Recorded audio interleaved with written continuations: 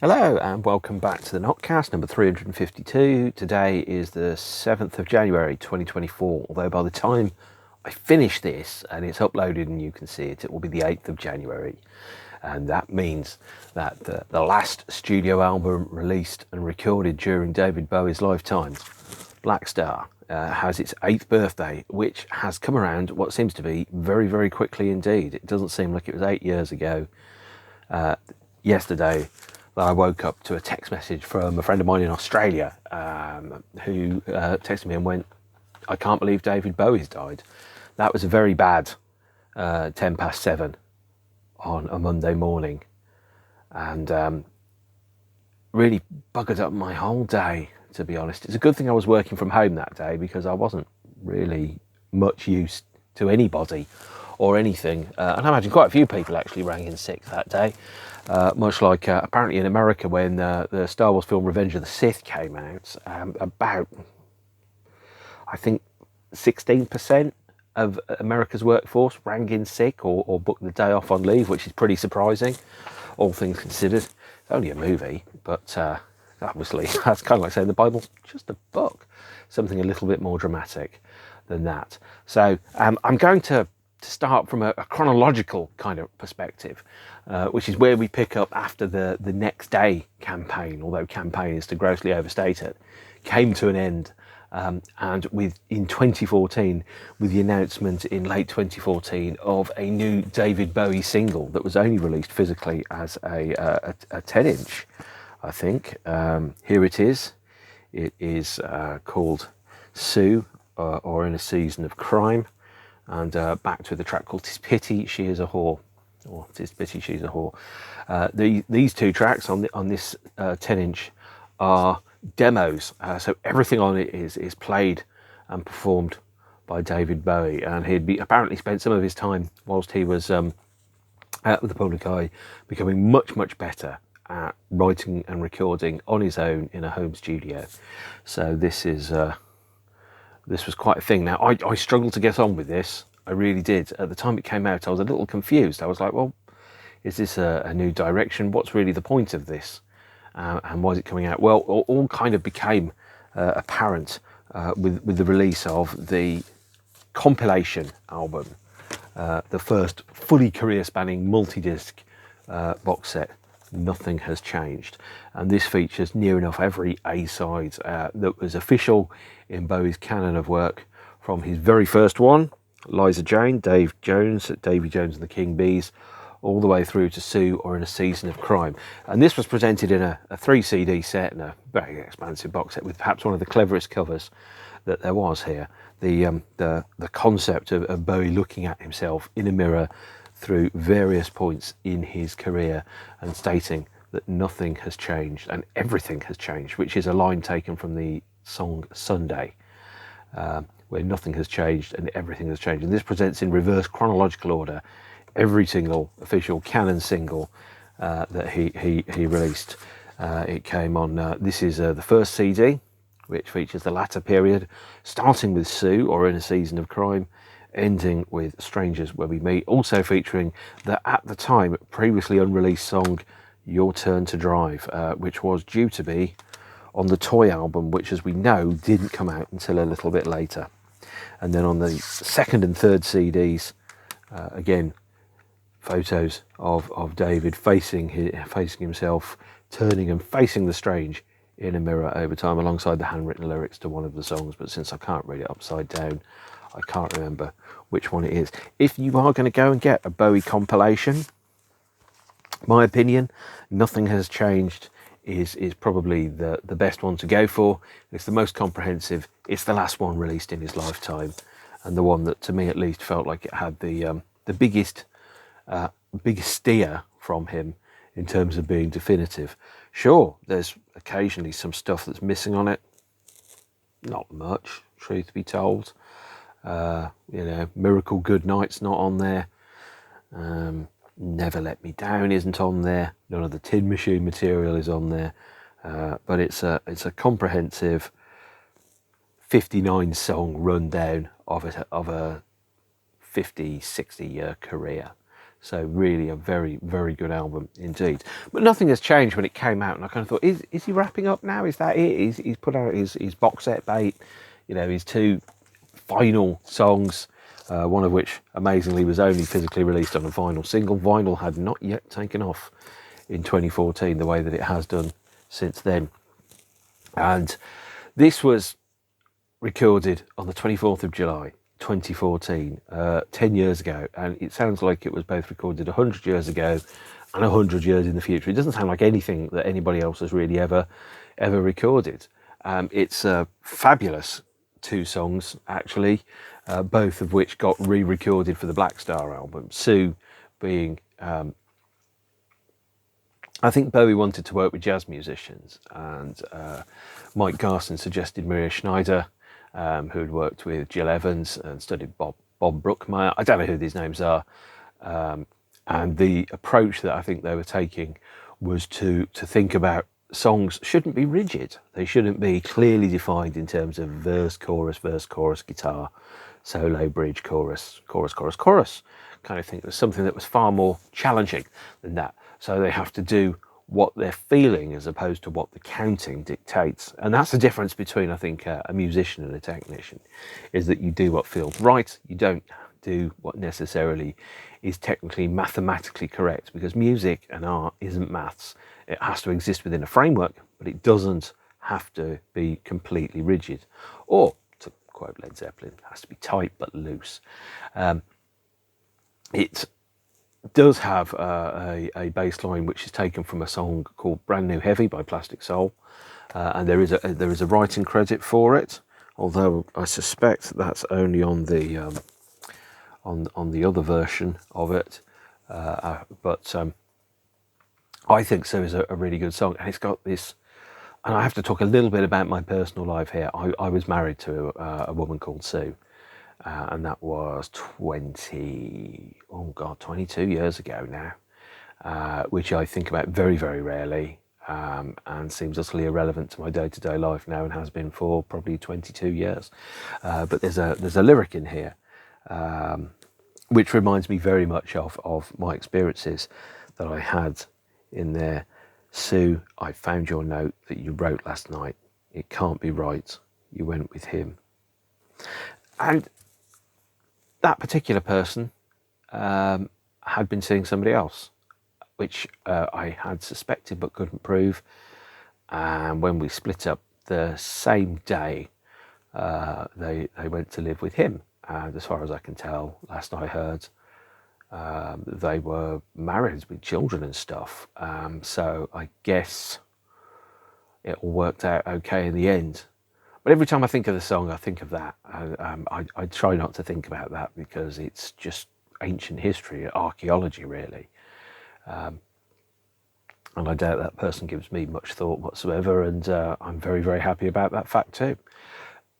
The next track that we had is 'Tis Pity She's a Whore, which has a similar kind of, there's a theme which runs through it, and there's a theme that runs through Sue as well, which is pretty weird actually. Now on the single there are 6 verses, and there is a different couple of extra verses on, I think, the full length version of it.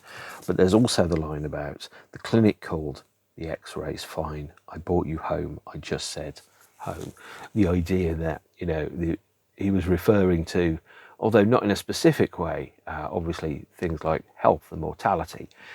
I saw a film called, I think, The Disappeared earlier on this week, 1977 movie with Donald Sutherland and David Warner and John Hurt. And there was a line in there which is about how people don't really think about their death until they get to the age of 33. And then once they get to the age of 33, they think about their death and their mortality on a very frequent basis. And I thought, oh, that resonated with me. Sue and 'Tis Pity She's a Whore are songs that are absolutely steeped in mortality. They're very, very keenly aware of the fact that the road ahead is shorter than the road behind. And it's in all of the lyrics, if you know where to find them, that they're in there. With 'Tis Pity She's a Whore, there was a lyric which kind of referred to disease as a metaphor for some form of spiritual decay. The idea that, and let me just quickly find that lyric, the idea of there was a curse and there was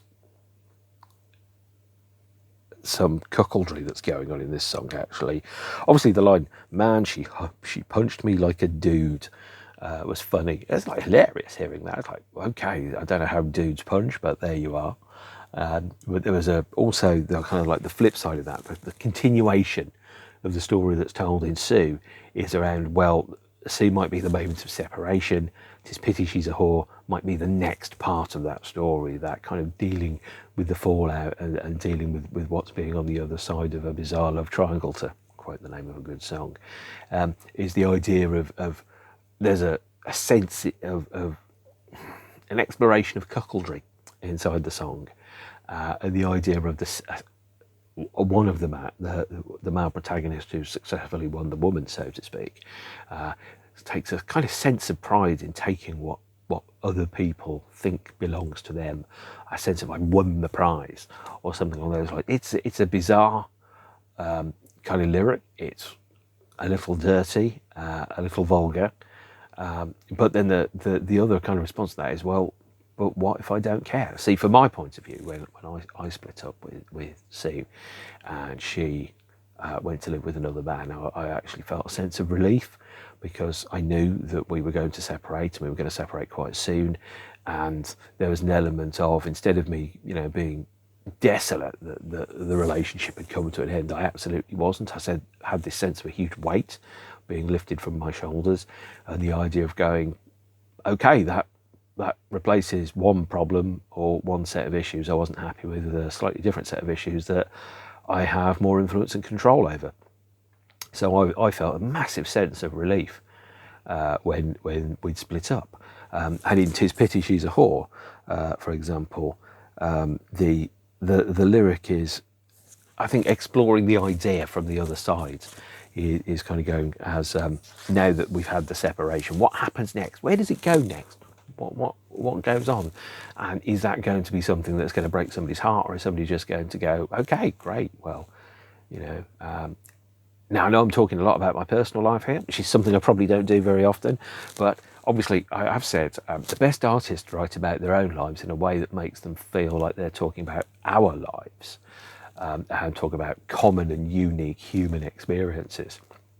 So experiences that, for example, when you fall in love, or when you feel anxiety, or you're dealing with addiction, you might think, oh, this is something that only I would ever know about, or but then you kind of realize these are actually fairly common experiences in the human lexicon. And one of the great things about songs that are written in a way that's ambiguous is, yes, you could overread what's going on into that, but you can also think about how that relates to my own life and the things that I see in it. So now the strange thing about Sue, and I think some of the other kind of lyrics that we do have in Black Star, and I'll bring the 10-inch back out again, is that the lyric of Sue is around the decline of a marriage, when you think you have something and then it falls apart.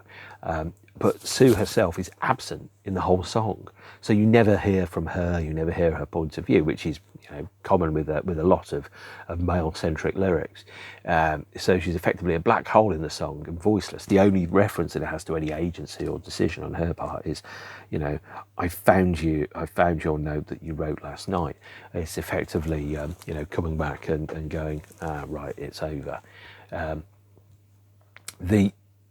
The other kind of side of that is around that element of the Black Star itself. Is there's an absence, and the disease, which is used as a metaphor inside 'Tis Pity She's a Whore, is also kind of seen as a malaise which runs all the way through the Black Star album. So I should talk about Black Star, because I spent 15 minutes talking about a single which I don't particularly like. So Black Star, wow, what an amazing album this is. This is one of my favourite albums, and certainly probably my favourite Bowie record. In fact, when it came out, I texted my brother and I said, he's only gone and bloody done it, hasn't it? It's his best album since Station to Station. Now, before I get too deep into the album Black Star, I have to say there are two things. There are two versions of the Black Star album. There's the version of the album that existed before Bowie died, which really only lived for 3 or 4 days, from the release on the 8th to his death on the 11th of January 2016. And then there is the second version of the album, the version that everybody that listened to it after that date now knows was coming, as it was seen as his basically a musical and artistic epitaph. But for those 3 days before he died, there was this glorious sense, certainly to me, that I was experiencing and witnessing a late career rebirth, a man who was freed from commercial considerations and was able to follow his muse and his art to wherever it was going to take him. And consequences be damned, is as he always did, actually, even when what he wanted to do was to sell out and make Let's Dance, was the idea that he was going to follow his own muse, and he was going to be true to himself and what he wanted to achieve. If you'd have said, David Bowie's going to make an album, and it's going to be 2016, it's going to come out, and you're going to go, well, he's probably going to use the same band that he's always done. Oh no, he's probably going to be playing roughly the same genres he's done for a long period of time. Oh no. And you're going to go, well, it's probably going to be quite long. No, it isn't. Black Star is one of his shortest albums. It's only 7 songs. I think Station to Station has less songs. He's the only one. Maybe Tonight has 7 songs as well, but all of Tonight's songs are awful. And Black Star is also an album of very much, as I said, of 2 parts. So the first version of it, the one that I heard when he was alive, had this sense of this opening fantastic set of vistas, these new territories and new colours that he'd uncovered. To quote the film, John dies at the end. By the way, John does die at the end in the film. John dies at the end. That's not a spoiler. The film is over 10 years old now, and it's in the title. But in John dies at the end, there's a phrase where all the walls turn to glass, and suddenly you have this sense of this limitless possibilities. You can go anywhere. You can do anything. You can create whatever art you want to create.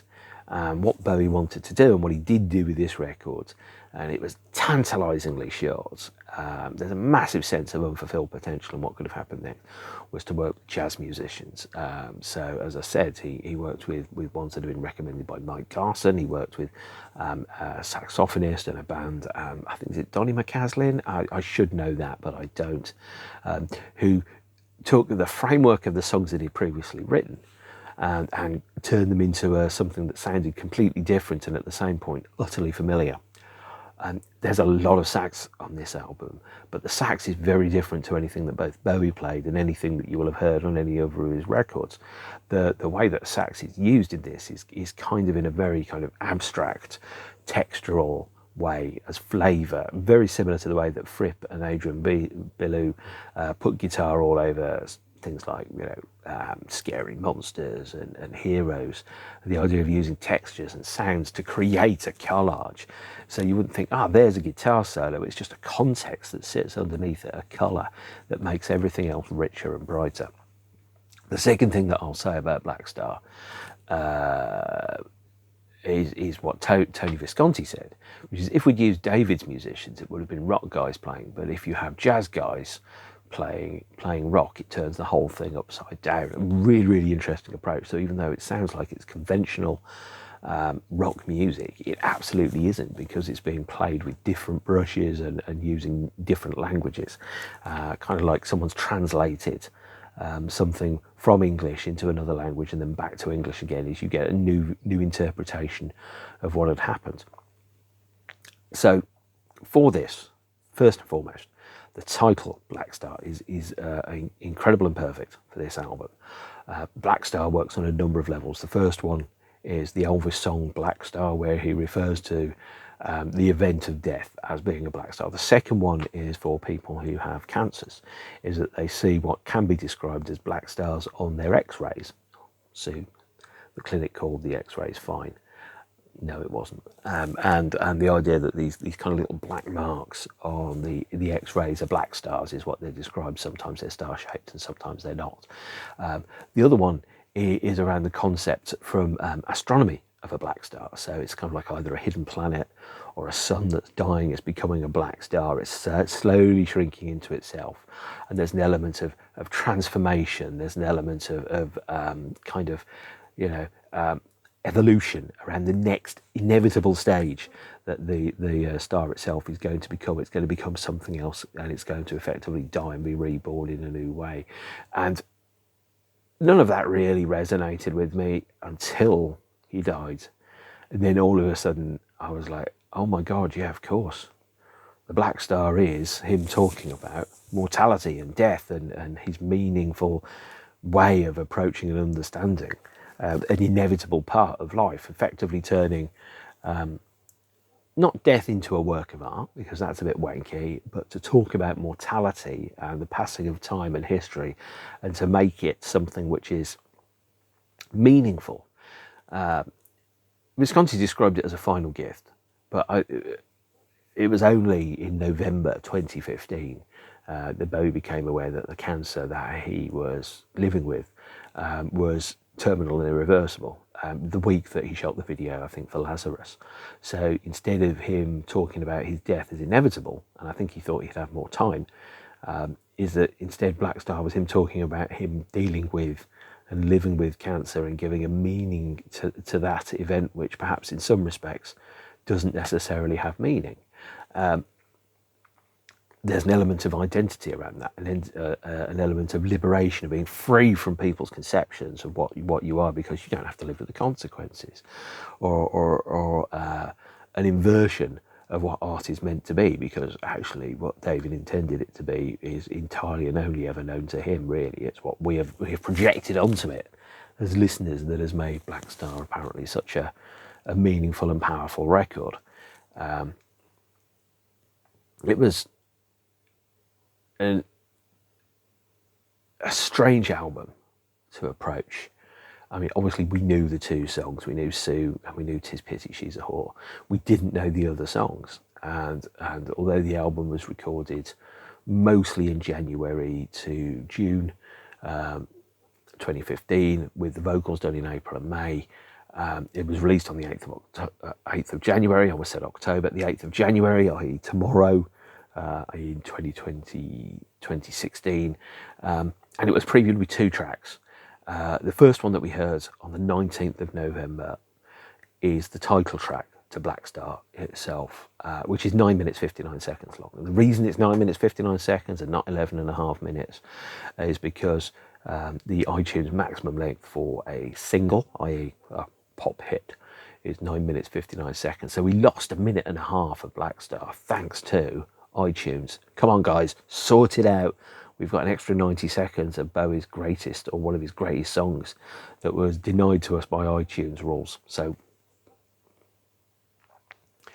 and Black Star as the opening track is the longest single of his career. I think it's the second longest studio song he recorded in his life, after Station to Station, the title track itself. And it's just an incredible song. So let's go through that from a slightly different angle. I'm going to open the album now and point out, first and foremost, this is the first album by David Bowie which he doesn't have a picture of himself on the cover. It's almost as if effectively you might go, well, the star is where the picture of him might appear, but actually the star is cut out and replaced with the record itself. Kind of saying the idea of who David Bowie is somewhat irrelevant. The thing that really matters to the album is the music itself, the image, his face, those type of things. They're not of importance, because what matters is the art and not the face. And then you're kind of looking at the vinyl sleeve here, and the vinyl sleeve is phenomenally good. Is you kind of take the record out. I've got the black vinyl version because the clear vinyl version sold out extremely quickly through his web store.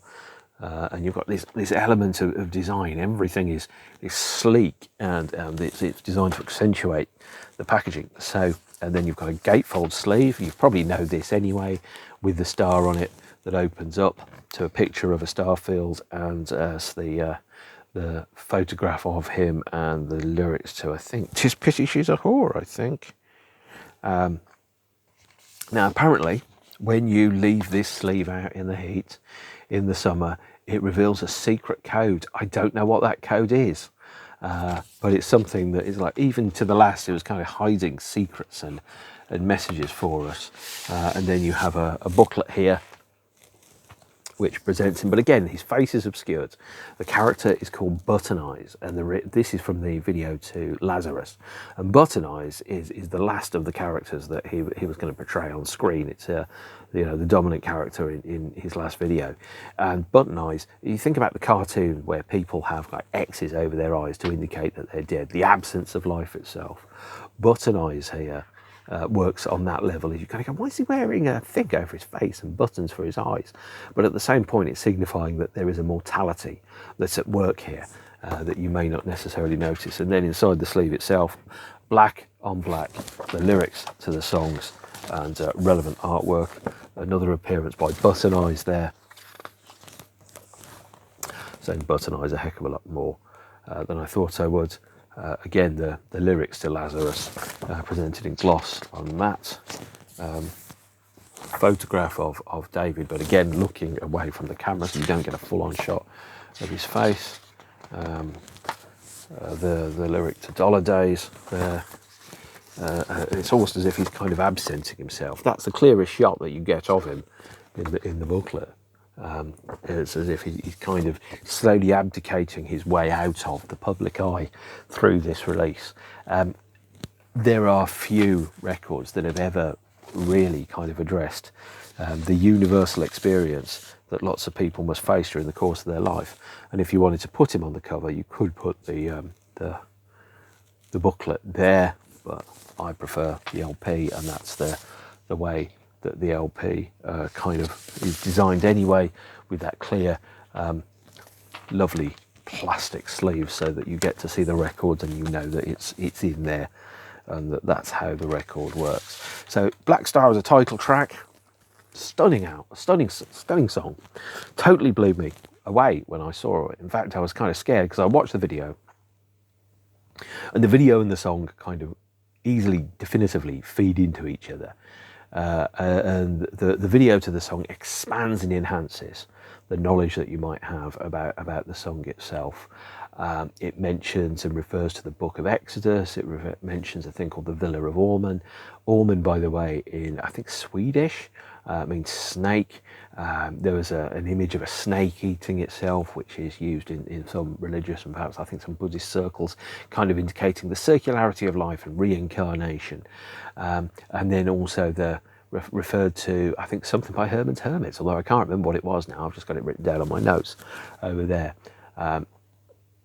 This dark and kind of gritty song, which completely blows away your ideas of what a song might be and what a 10-minute song by David Bowie might be. It effectively goes in 3 parts, and it has a video that includes, and please correct me if I'm wrong, one of the opening shots is of an astronaut on the moon who is in fact a skeleton, very reminiscent of Duncan Jones, Bowie's son's first major film, Moon. On the uniform of the astronaut is a smiley face, and the smiley face, by the way, is the same smiley face that's used by the character Gertie in Moon, so it is intentional. Of course, the opening text that's during the opening frames of the film Moon says, "Where are we now?" It's all part of the same story. It all refers or references other bits of work, and what a lovely gift to that. It just adds an extra layer. But of course, Major Tom, Spaceman, is dead. And that's kind of the third part of the Space Oddity, Ashes to Ashes kind of story, as Major Tom is dead in a spaceship on the moon, having left the Earth definitively once and for all. It was all there. All the hints were there that Bowie was facing his mortality very, very clearly, including, of course, the second section of the song, Black Star, the bit where he sings, "Something happened the day that he died. Spirit rose a meter, then stepped aside. Somebody else took his place and bravely cried, 'I'm a black star. I can't answer why, but I can tell you how.'" And then the last kind of section of the song is talking about, "On the day of execution, only women kneel and smile. smile at the center of it all, your eyes. Really useful 4 lines, really, really powerful and evocative. On the day of execution, execution obviously could mean the end of one's life. It could mean a death sentence. It could also mean the day of a great event or something that you've had planned that is executed. Then the last thing, at the center of it all, your eyes, which is, he's a soppy sod really, isn't he? He's probably talking about the eyes of the person who has become his partner through life. The centre of it all, your eyes. And the eye is a perfect circle, to quote Richie Edwards from the Manic Street Preachers, who disappeared near enough 30 years ago. Good God, that makes me feel old. And that is just like a magnificent song that's prone to many, many meanings. Of course, before Bowie had died, none of those meanings were really vastly apparent. It was all, what's this weird and mysterious religious thing talking about?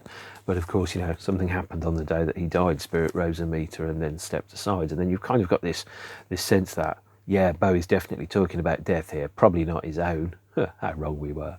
But he's definitely talking about death and mortality. We then had 'Tis Pity She's a Whore, which we're familiar with, but has been re-recorded and rearranged by the new band that he was working with.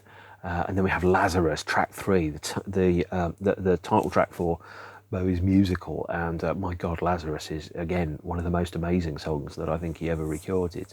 The original working title of it was Bluebird, and then it was The Hunger, which was based after, obviously, the title of the film, which he was in 1982, The Hunger, which is about immortality and vampires.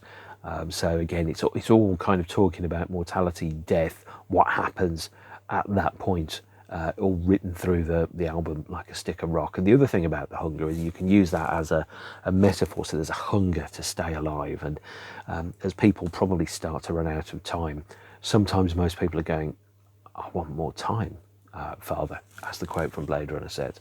The idea of going, I have a hunger for more. And on the day that you die, there's the quote from the Holy Bible. The Manics album says that there are 2 regrets. One, that you wanted to change your life completely, and another that you wanted to live it all over again. And then that's part of what the hunger, the lyric around the hunger, and Lazarus comes in. Lazarus is a piece of strong biblical imagery from the Gospel of Luke. And also the Gospel of John, a friend of Christ who is dying but comes back to life, and Christ himself being resurrected after 4 days, for example. That's part of the story. The other part of the story, and this is really, really interesting, is at the foot of the Statue of Liberty, there is the poem, Give me your poor, your weary, etc. That poem is called The New Colossus, and it was written by an American poet called Emma Lazarus. The idea of the promised land, as America likes to talk about itself, but also the reference to both Bowie living in New York, they're currently called the City of Snakes by some people, but the promised land inside America, and the resurrection, the new ability, or the ability in his life to redefine who he is by escaping his British background, and then being able to reborn. And then the third stage of his existence, where he ascends this earthly plane and turns into something else. I must admit, the video for Lazarus with button eyes in, and him wearing the same outfit that he wore on the back of the Ryko disc, station to station, and then kind of walking backwards into a wardrobe and shutting the door like a magician who is walking off stage. It's dark and it's powerful, and it's kind of very clearly kind of Bowie interpreting his own mortality and turning it into a statement around the circular nature of life, the universe, and everything.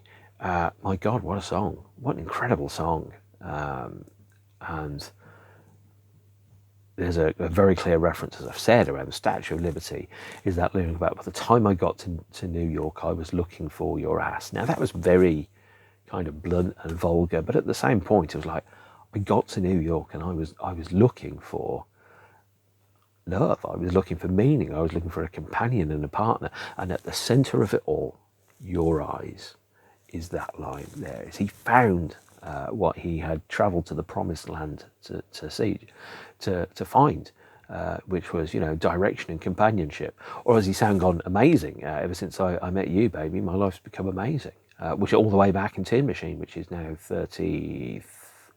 Wow, 35 years since that record came out. Again, I feel old, or perhaps experienced.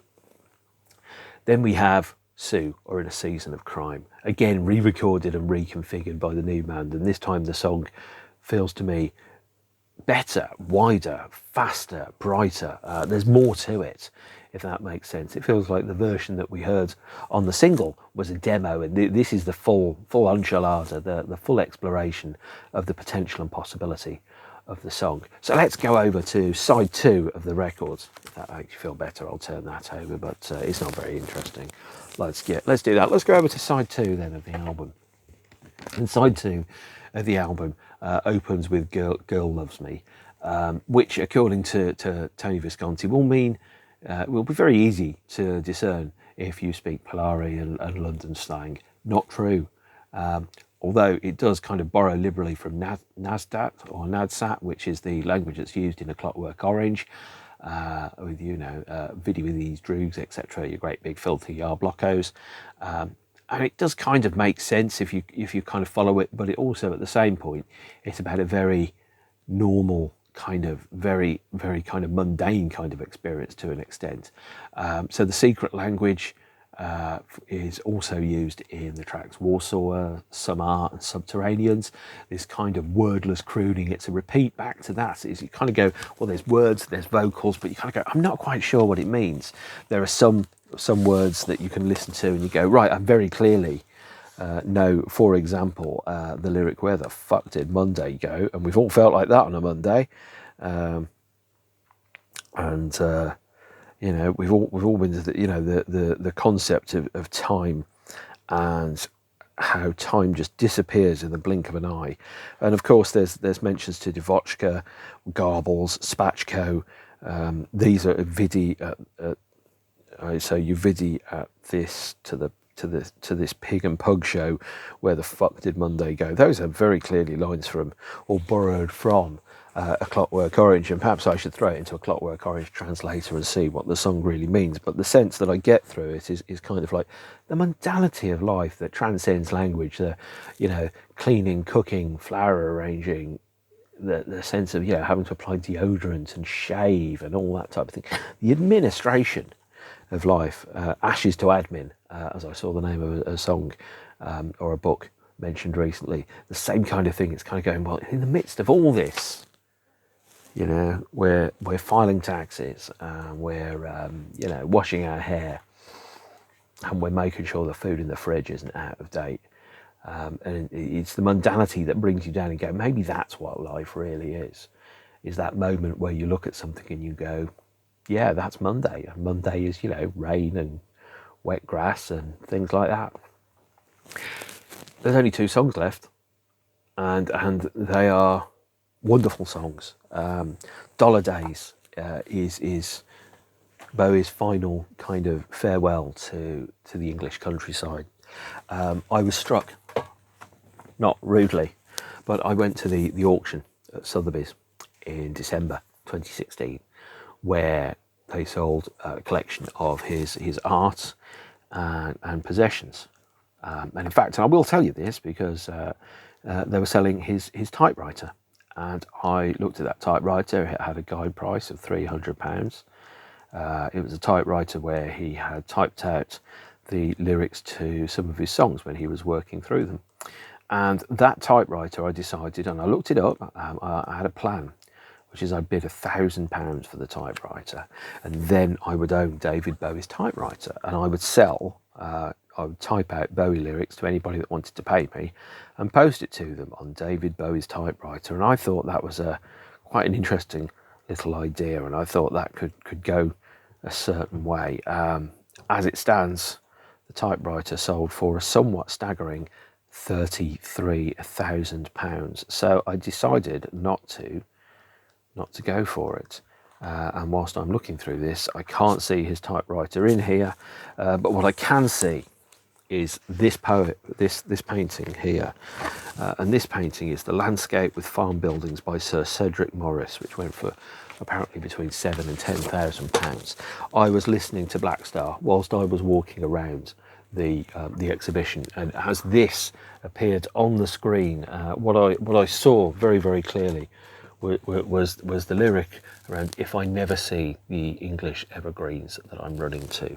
And I was like, oh my God, yes, that's his last view of the English fields that you will have seen, isn't it? Is the thinking about the land of my fathers, etc., etc. That idea of going, you can never go home again because home doesn't exist, and even if you go to the same physical location, home ceased to exist a very, very long time ago. You know, the idea of, I don't know, going into my grandparents' house at number 93 and walking around and going, where's the Battenberg cake, you know, and where's the weird waxy biscuits, and where's giant haystacks on the television, and all the changes that have happened to that house over time. And you kind of go, you can't go home again. Home has disappeared. It's vanished into the ether, and there's nowhere that you can go and experience that. The last song on the last album released in his lifetime is one of my favourite Bowie songs.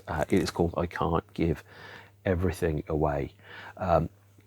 It reprises the harmonica that's used in A New Career in a New Town, and kind of repeats that over a new track at the end. So as he sings the lyrics around not being able to give everything away, rewriting the epilogue by Prospero, which if you don't know, Google it. There's the lyric is very, very similar or very reminiscent to Prospero's epilogue, and the lyric in I Can't Give Everything Away, and I'd rather get it right by quoting from it as opposed to doing anything else, is, I know something's very wrong. The pulse returns, the prodigal sons, the blackout hearts, the flowered news, with skull designs upon my shoes. Seeing more and feeling less, saying no but meaning yes. This is all I ever meant. That's the message that I sent. I can't give everything away. The idea that going, even in the final moments, is that you can't give everything away. You have to you have to hold a little bit back. A part of your life that belongs just to you and is experienced outside of the public eye, and the way that you can't say to everyone, hey, I'm dying, guys. It's like, how awful would that be, is to live your life in public knowing that that was going to happen, and all anybody wanted was the last photo of you looking haggard and old and tired. No, there is dignity in how to live, and a meaning of death is as important as having a meaning of life. And I can't give it away is probably, can't give everything away. It's probably the closest kind of confession, is to going all through it, all the contradictions and everything was part of a whole and a complete environment that will all make sense, but I can't tell you what it means. It makes sense to me. And of course, as I said, the best artists write about their own lives in a way that makes you feel that they're writing about your own life and your experiences. And there's a gap between the public version of you or him that exists and the private version. The version of me that exists in my head, that people that I've been in relationships with or know me is different to the version that people who work with me know, and different to the version that watching this, that have only known this disembodied voice talking on a screen about dead rock stars knows. Is, there's a multifaceted element to anybody. And of course you only get to see one part of it. So that was part of David Bowie saying, no, I need to keep something for myself. And I'm always reminded, by the way, of a statement by one of my favourite artists, John Grant, when he was talking about some of his behaviours when he was perhaps at his most hedonistic. And he said, I needed to have a part of my life that belonged just to me and nothing else and nobody else, that only I knew about. And that's part of I Can't Give Everything Away. And then that statement from John Grant, and it kind of resonated with me about my life, as well as that there are parts of my life that other people don't know about. And it's not very exciting, it's really boring actually, but I really like just having bits of me where I know no one's looking at me, they don't have any expectations from me, and I'm just able to just be, a dork and read books about old films or whatever. I Can't Give Everything Away is a fabulous way to end a career. It really is. It's as succinct and as beautiful a farewell as anybody has ever recorded. The idea of using the rousing harmonica from A New Career in a New Town as the song fades out, emphasising that what happens next is a new career in a new town. even though at the time Bowie was recording it, he wasn't aware that he was definitively dying. He was aware perhaps that it was in the balance. But it wasn't until the video for Lazarus, the week that was shot, that he found out that the cancer was in fact terminal. And Lazarus being the name of the musical, which he built and premiered on the 7th of December 2015, it again is something that made far more sense in the light of his death. So what we had as the moment that he died was this huge sense of, kind of like a Princess Diana moment really for rock music, I think, was this sense of like this huge collective outpouring of love, which perhaps people hadn't expressed during the course of his life. I mean, certainly I was quite upset because I wasn't expecting it to happen. And if anything, absence does make the heart grow fonder. You know, in 2003, Bowie had always been there and had toured very frequently. By 2013, the man had effectively kind of withdrawn from public life. His only statements were records. And the idea that you could mourn somebody who'd already kind of effectively abdicated was pretty strange, but there was this huge collective sense of loss.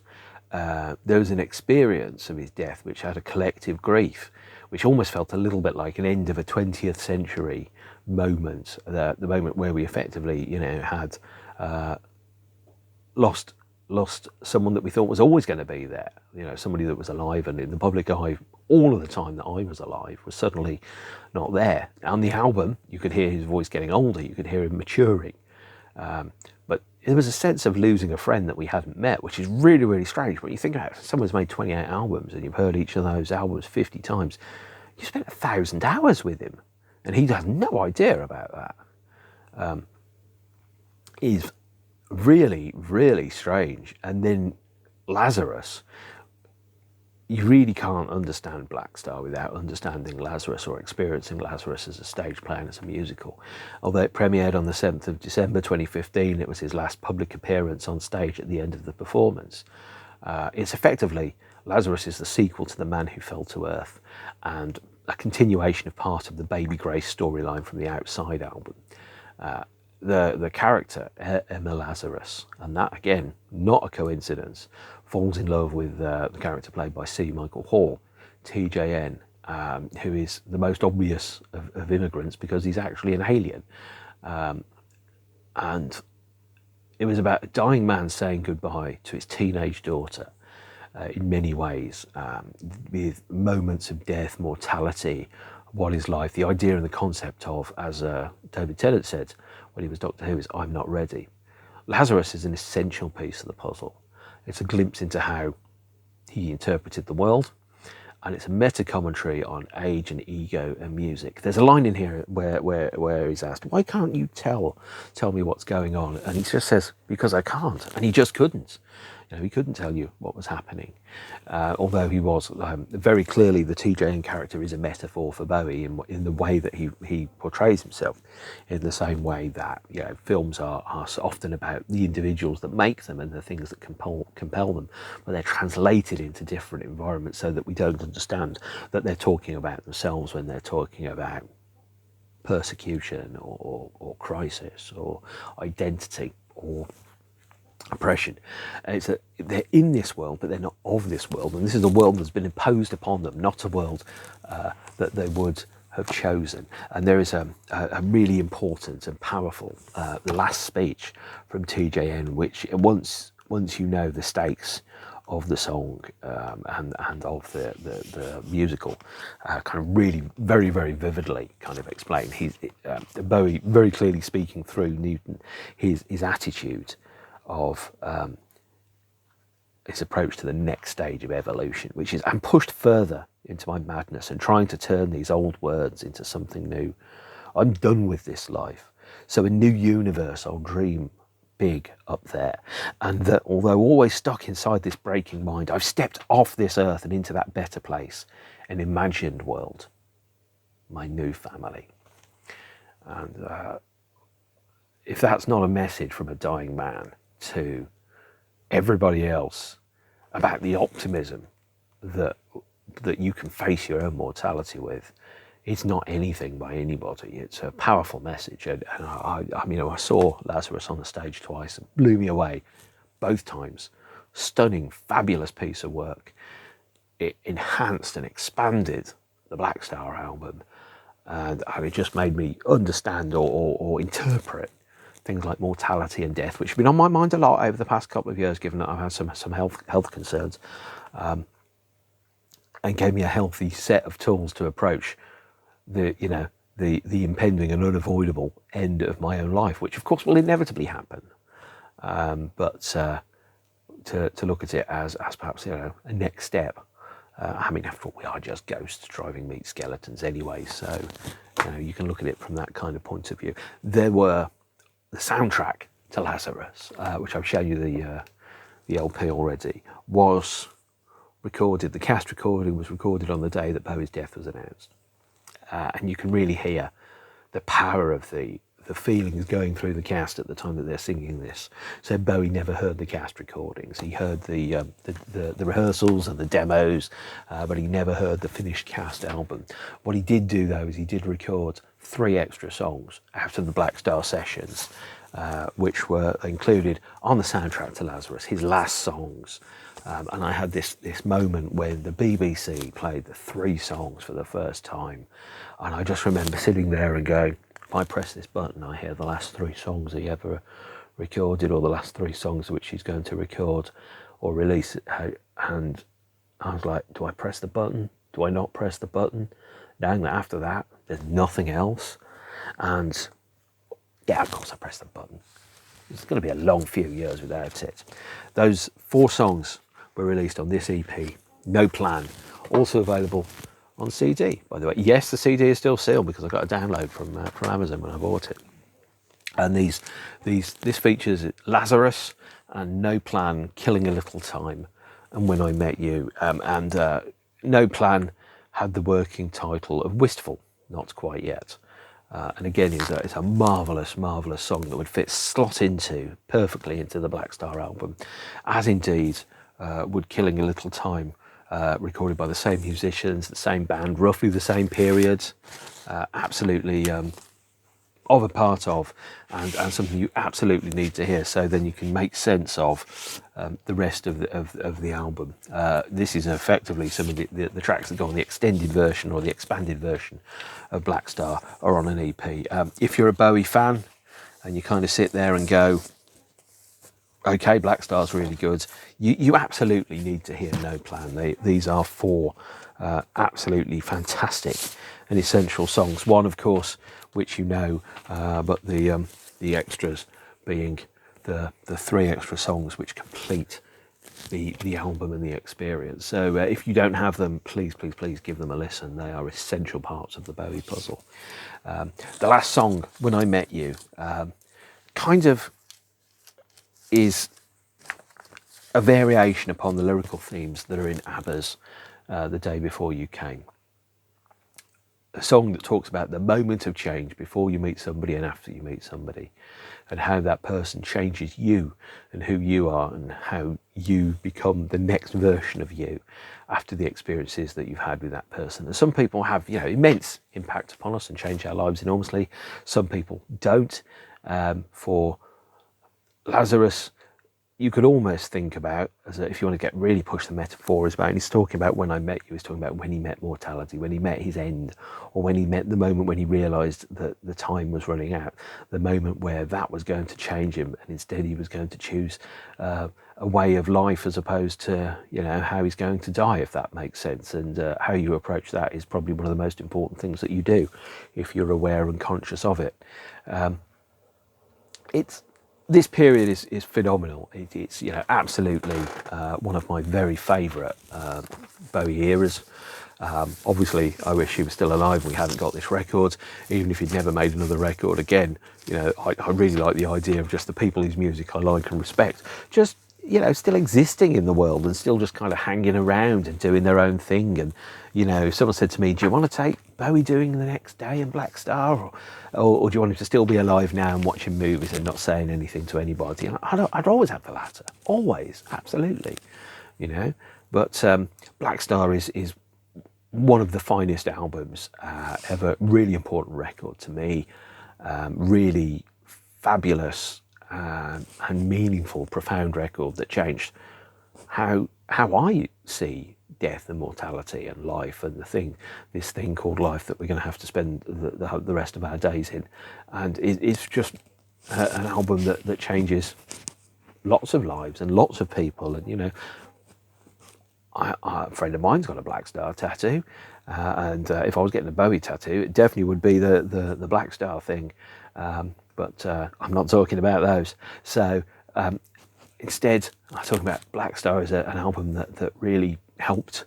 It helped me, even though, of course, Bowie would have no idea of that, because 2016 was a period of great difficulty to my heart, really. It was a difficult year, really good year, but a difficult year. I lost important things to me, important people, important experiences, and it was a year of enormous amount of change. Where I am now is absolutely fantastic, but I'd rather have not gone through 2016 because that came at quite a cost. Black Star was a record that I listened to repeatedly that year as my life changed from one kind of configuration to another. Black Star is an album that is it my favourite Bowie album? Oh, it's really, really close to it. If it's not number one, it's like easily top three. And it's a fantastic record that I recommend to anybody. I understand why some people don't like it.